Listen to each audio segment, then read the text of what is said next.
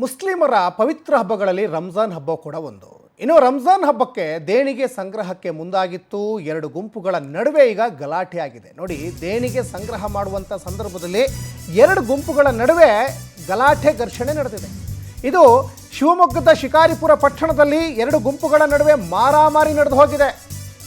ದೇಣಿಗೆ ಸಂಗ್ರಹ ಮಾಡುವ ವಿಚಾರದಲ್ಲಿ ಭಾನುವಾರ ಸಂಜೆ ಶಿಕಾರಿಪುರ ಪಟ್ಟಣದಲ್ಲಿ ನಡೆದಿರುವಂತಹ ಘಟನೆ ಇದು. ಕಲ್ಲು ದೊಣ್ಣೆ ತೂರಾಟ ನಡೆದಿದೆ.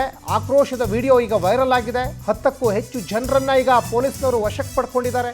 ಶಿಕಾರಿಪುರ ಟೌನ್ ಪೊಲೀಸ್ನವರು ವಶಕ್ಕೆ ಪಡೆದಿದ್ದಾರೆ. ರಂಜಾನ್ ಹಬ್ಬಕ್ಕೆ ದೇಣಿಗೆ ಸಂಗ್ರಹ ಸಂಬಂಧ ಮಸೀದಿಯಲ್ಲಿ ಸಭೆಯಾಗಿತ್ತು. ಪ್ರತಿ ಕುಟುಂಬಕ್ಕೆ 1000 ರೂಪಾಯಿ ದೇಣಿಗೆ ನಿಗದಿಯನ್ನು ಪಡಿಸಿದ್ದಕ್ಕೆ ಅಸಮಾಧಾನ ಕೂಡ ವ್ಯಕ್ತವಾಗಿತ್ತು. ಆ ಸಂದರ್ಭದಲ್ಲಿ ಮಾತಿನ ಚಕಮಕಿ ನಡೆದು ಎರಡು ಗುಂಪುಗಳ ನಡುವೆ ಪರಸ್ಪರ ಕಲ್ಲು ತೂರಾಟ ಮಾಡಿಕೊಂಡಿದ್ದಾರೆ.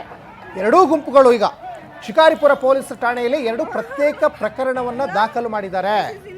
ನೋಡಿ, ಮಸೀದಿಯಲ್ಲೇ ಡಿಸೈಡ್ ಆಗಿತ್ತಂತೆ ಒಂದೊಂದು 1000 ರೂಪಾಯಿ ಕೊಡಬೇಕು ಅಂತ.